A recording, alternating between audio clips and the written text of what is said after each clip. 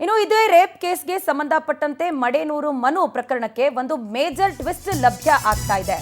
Comedy Kiladi Appanna ವಿರುದ್ಧವೂ ಕೂಡ ಇದೀಗ ಕಿರುಕುಳದ ಆರೋಪವನ್ನ ಸಂತ್ರಸ್ತೆ ಮಾಡ್ತಾ ಇರೋದು. ಸಂತ್ರಸ್ತೆ ಮಾತನಾಡಿದ್ದು ಎನ್ನಲಾದಂತ ಆಡಿಯೋ ಒಂದು ಈಗ ವೈರಲ್ ಆಗ್ತಾ ಇದೆ.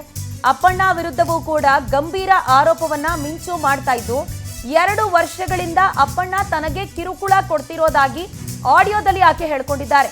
ಕಾರ್ಯಕ್ರಮಗಳಿಗೆ ಕರೆದು ಬಲವಂತವಾಗಿ ತನಗೆ ಕಿರುಕುಳ ಕೊಡ್ತಿದ್ರು ಅನ್ನೋ ಆರೋಪ ಮಾಡ್ತಾ ಅಪ್ಪಣ್ಣನಿಂದಾಗಿಯೇ ಬಾಯ್ ಫ್ರೆಂಡ್ ನಿಂದ ನನಗೆ ಬ್ರೇಕಪ್ ಆಯ್ತು ಅಂತ ಆಕೆ ಆರೋಪಿಸ್ತಾ ಇದ್ದಾರೆ.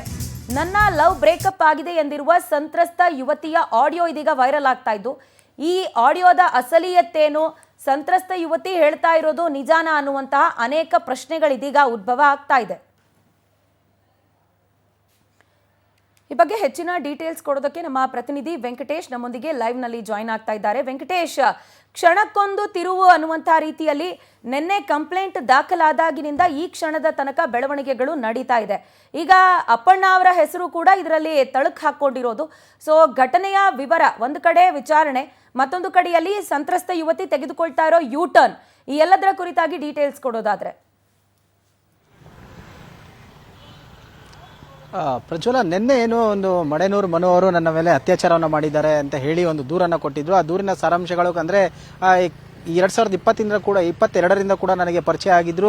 ಆ ಕಾಮಿಡಿ ಕಿಲಾಡಿಗಳ ಶೋನಲ್ಲಿದ್ದಂತಹ ಕೆಲವು ಹಾಸ್ಯ ಕಲಾವಿದರು ಕಾರ್ಯಕ್ರಮಗಳನ್ನು ಕೊಡಕ್ಕೆ ಹೋದಂತಹ ಸಂದರ್ಭದಲ್ಲಿ ಒಂದು ರೂಮನ್ನು ಮಾಡಿದ್ರು. ಆ ಸಂದರ್ಭದಲ್ಲಿ ಸಂಭಾವನೆ ಕೊಡುವ ನೆಪದಲ್ಲಿ ಬಂದು ನನ್ನ ಮೇಲೆ ಅತ್ಯಾಚಾರವನ್ನು ಮಾಡಿದ್ರು. ಅದಾದ ಬಳಿಕ ಮನೆಗೆ ಬಂದು ತಾಳಿಯನ್ನು ಕಟ್ಟಿ, ಅದಾದ ವಿರೋಧದ ನಡುವೆ ಕೂಡ ತಾಳಿಯನ್ನು ಕಟ್ಟಿದ್ರು. 2 ಬಾರಿ ಗರ್ಭಪಾತವನ್ನು ಮಾಡಿಸಿದ್ರು ಅಂತ ಹೇಳಿ, ಹಾಗೂ ಖಾಸಗಿ ಕ್ಷಣಗಳನ್ನ ವಿಡಿಯೋವನ್ನು ಮಾಡಿಕೊಂಡು ನನಗೆ ಬ್ಲಾಕ್ ಮೇಲ್ ಮಾಡುವ ಮೂಲಕ ನಿರಂತರವಾಗಿ ಅತ್ಯಾಚಾರವನ್ನು ಮಾಡಿದ್ದಾರೆ ಅಂತ ಹೇಳಿ ದೂರನ್ನು ಕೊಟ್ಟಿದ್ರು. ಆ ದೂರಿನ ಆಧಾರದ ಮೇಲೆ ಏನು ಒಂದು ಮಡೇನೂರು ಮನು ಇದರನ್ನ ಹಾಸನದ ಶಾಂತಿಗ್ರಾಮದಲ್ಲಿ ವಶಕ್ಕೆ ಪಡೆದು ಪೊಲೀಸರು ವಿಚಾರಣೆ ಮಾಡುವಂತ ಕೆಲಸವನ್ನು ಮಾಡಿದ್ರು. ನಿನ್ನೆ ಕೂಡ ಇಡೀ ರಾತ್ರಿ ಅವರನ್ನ ವಿಚಾರಣೆ ಮಾಡಿದಂತಹ ಸಂದರ್ಭದಲ್ಲಿ ಏನು ಈ ಘಟನೆಗೆ ಸಂಬಂಧಪಟ್ಟಂತೆ ಅವರಿಂದ ಕೂಡ ಕ್ಲಾರಿಫಿಕೇಶನ್ ಅನ್ನು ತೆಗೆದುಕೊಂಡ್ರು. ಸೊ ಇದಾದ ಬಳಿಕ ಏನೋ ಒಂದು ದೂರಿನಲ್ಲಿ ಉಲ್ಲೇಖ ಮಾಡಿರುವಂತಹ ಕೆಲವು ಖಾಸಗಿ ವಿಡಿಯೋಗಳನ್ನ ಇಟ್ಕೊಂಡು ಅವರು ನನ್ನನ್ನು ಬೆದರಿಸಿ ಬ್ಲಾಕ್ ಮೇಲ್ ಮಾಡಿ ಅತ್ಯಾಚಾರ ಮಾಡಿದ್ದಾರೆ ಅಂತ ಹೇಳಿ ಏನು ಒಂದು ಕಂಪ್ಲೇಂಟ್ ಅನ್ನು ಕೊಟ್ಟಿದ್ರು. ಆ ಕಂಪ್ಲೇಂಟ್ ಅಲ್ಲಿ ಮೆನ್ಷನ್ ಮಾಡಿರುವಂತಹ ವಿಡಿಯೋಗಳನ್ನ ರಿಕವರಿ ಮಾಡಬೇಕು ಮತ್ತೆ ಪಡೆದುಕೊಳ್ಬೇಕು ಅನ್ನೋ ಒಂದು ಉದ್ದೇಶದಿಂದಾಗಿ ಪೊಲೀಸರು ಕೂಡ ಅವರನ್ನ ವಿಚಾರಣೆಗೆ ಕರೆಸಿದ್ರು. ಇವತ್ತು ಅವರು ವಿಚಾರಣೆಗೆ ಹಾಜರಾಗಿದ್ದಾರೆ. ಅವರಿಂದ ನೋಟಿಸ್ ಅನ್ನ ಅಂದ್ರೆ ಸ್ಟೇಟ್ಮೆಂಟ್ ಅನ್ನು ಕೂಡ ಪಡೆದುಕೊಳ್ತಾ ಇದ್ದಾರೆ. ಈಗಾಗಲೇ ಅವರನ್ನ ಸ್ಪಾಟ್ ಮಾಜರ್ಗೂ ಕೂಡ ಕರ್ಕೊಂಡು ಹೋಗಿರುವಂತದ್ದು.